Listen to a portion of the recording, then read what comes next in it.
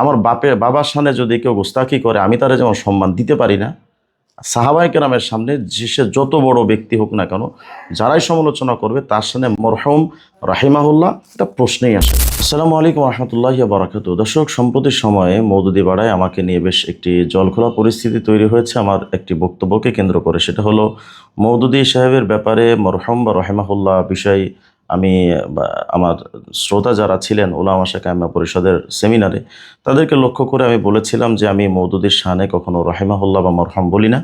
আপনারাও কেউ বলবেন না, আমি একটা অঙ্গীকার নিয়েছিলাম। এটাকে কেন্দ্র করে দেখছি মানে একেবারে 100% মওদুদী এবং সেমি মওদুদী যারা, সকলে এটা নিয়ে বেশ আলোচনা পর্যালোচনা আমার পক্ষে বিপক্ষে লিখছেন।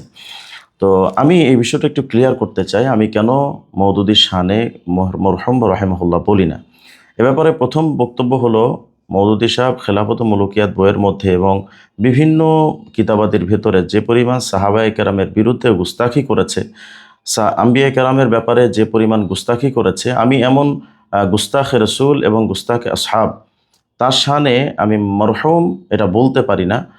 এটা আমার জাস্ট একটা ইমানে গায়রাত বলতে পারেন, এটা আমার দ্বারা সম্ভব হয় না, আমি এটা পারি না। এবং এটা যে পারি না এটা আমার শুধু ব্যক্তিগত বিষয় যে এমনটা নয়, এর পেছনে আমার যথেষ্ট কারণ এবং যুক্তি এবং দলিলও রয়েছে।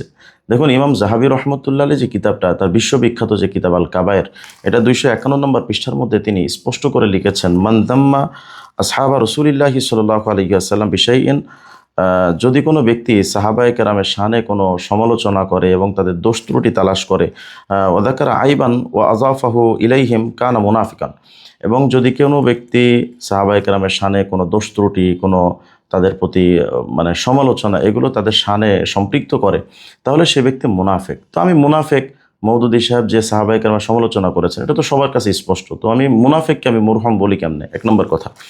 দ্বিতীয় নম্বর কথা, কাজী আইয়াজ রাহিমাহুল্লাহ কিতাবুশ শিফার 1181 নম্বর পৃষ্ঠার মধ্যে তিনি লিখেছেন, ওয়াসাব্বু আলি বাইতিহি ওয়া আজওয়াজিহি ওয়া আসহাবিহি ওয়া তানাক্কুসুম হারামুন মালউনুন ফাইলুহু, অর্থাৎ সাহাবায়ে কেরাম, আহলে বায়েত, রাসূলুল্লাহ সাল্লাল্লাহু আলাইহি ওয়াসাল্লামের স্ত্রীগণ, সাহাবায়ে কেরাম, তাদের শানের সমালোচনা করা বা গালি দেওয়া, তাদের সম্মানহানি করা, এটা সুস্পষ্ট হারাম, এবং যে ব্যক্তি এটা করবে মালউনুন ফাইলুহু, এই ব্যক্তি আল্লাহ প্রদত্ত, সে একজন মালউন বা অভিশপ্ত। তো মওদুদী সাহেব তো সাহাবীদের সমালোচনা করেছেন, এটা তো সকলে জানে। আম্মাজান আয়েশা সিদ্দিকা রাদিয়াল্লাহু আনহার ব্যাপারেও তিনি সমালোচনা করেছেন, এবং এমনভাবে আম্মাজান আয়েশা সিদ্দিকার ব্যাপারে কথা বলেছেন যে আম্মাজান আয়েশা সিদ্দিকার যে কাজটি ছিল আমিরে মুয়াবিয়া ওসমান রাদিয়াল্লাহু আনহুর মানে প্রতিশোধের ব্যাপারে, তার শাহাদাতের প্রতিশোধের ব্যাপারে, এমন আচরণ আয়েশা সিদ্দিকা করেছিলেন যেন তিনি জাহিলি যুগে ছিলেন, মানে জাহিলি যুগের কালচারের মতো তিনি আচরণ করছিলেন। তো যে ব্যক্তি আম্মাজান আয়েশা সিদ্দিকার ব্যাপারে এত জঘন্য বক্তব্য দিতে পারলো, ওসমান রাদিয়াল্লাহু আনহুর শানে এমন মিথ্যা অপবাদ দিতে পারলো, আমিরে মুয়াবিয়া রাদিয়াল্লাহু আনহুর সামনে এত এত জঘন্য বক্তব্য দিতে পারলো, সে তো ভাই মালউন। তো আমি মালউন কোনো ব্যক্তিকে আমি মুরহম বলি কেমনে? এটা তো আমার ইমানই গায়রাত, যে কারণে আমি পারি না। দেখুন, এক্ষেত্রে আমাদের বর্তমান যারা জীবিত আকাবির রয়েছেন তাদের মধ্যে গুরুত্বপূর্ণ দুইজন ব্যক্তির রেফারেন্স আমি এক্ষেত্রে টানতে পারি। কিছুদিন আগে আমাদের মুফতি হারুন রশিদ কাসিমি ভাই তিনি একটি পোস্ট দিয়েছিলেন, সেখানে দারুল দেওবন্দের শাইখুল হাদিস হযরত মাওলানা মুফতি আমিন সাহেব পালনপুরি দামাত বারাকাতুল আলিয়ার একটি রেফারেন্স টেনে তিনি কথা বলেছিলেন যে তাকে দর্সের শেষে একটা প্রশ্ন করা হয়েছিল চিঠির মাধ্যমে, যে এই কিছুদিন আগে যে সালমান নদভী মারা গেল, এই সালমান নদভীর ব্যাপারে তার কাছে প্রশ্ন করা হয়েছিল যে তার ব্যাপারে দোয়ায়ে মাগফিরাত অর্থাৎ ক্ষমার জন্য বা রাহিমাহুল্লাহ বলতে পারেন, এগুলো বলা যাবে কিনা, এমন একটা প্রশ্ন করা হয়েছিল। তো তিনি তখন উত্তরে দিয়েছিলেন, जिसकी ज़िंदगी सब सहाबा और गुस्ताख सहाबा में गुजरी हो उसके लिए दुआए मगफिरत नहीं कर सकते। मैं ये कहता हूँ सिर्फ इन्ना लिल्लाह व इन्ना इलैहि राजिऊन पर इक्तफा करे और खामोश रहे।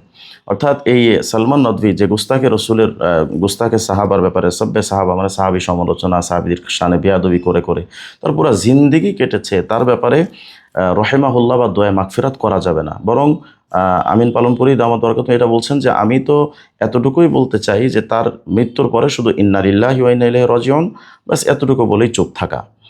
তো এটা তো গেল আমাদের জিন্দা আকাবিরদের একটি নমুনা। আরেকটি নমুনা আমাদের আব্দুল ফারুক ভাই, তিনি একটি নকল করেছেন একটি কথা আমাদের বর্তমান বিশ্বের, বিশেষ করে পাকিস্তানের, যিনি উল্লেখযোগ্য আহলুস সুন্নাহ ওয়াল জামাতের একজন ভাষ্যকর হযরত মাওলানা ইলিয়াস গুমান দামাত বারাকাতুহু আলিয়া, উনি আমাদের বাংলাদেশের একটা কনফারেন্সে আলোচনায় ছিলেন। তো সেখানে আমাদের বাংলাদেশের একজন আলোচক এবং প্রসিদ্ধ মশহুর একজন আলোচক, তিনি আলোচনা করার সময় বারবার মাওলানা মওদুদী রহিমাহুল্লাহ, মওদুদী মরহুম এই শব্দটা বারবার তিনি উচ্চারণ করছিলেন।